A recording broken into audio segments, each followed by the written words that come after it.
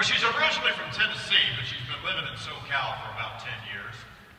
An IBO since 2008, a top producer trip winner, $75,000 President's Club, 5-a-month club member, or 5-a-month club.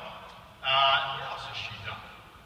Well, she actually can be seen driving her AmeriPlan Cadillac all over Lacrosse, Central California. Help me welcome out to the stage, over on this side, Jamie Boyles. National Sales Director, Jamie Boyles.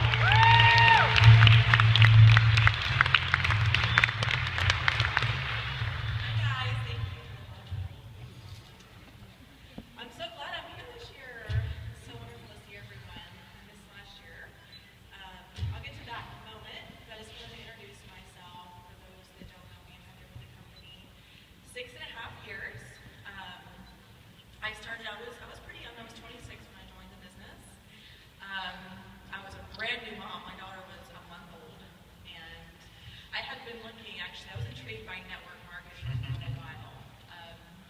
I was a child, at 12 years old, working for myself. I was giving horseback riding lessons. I was babysitting, so I always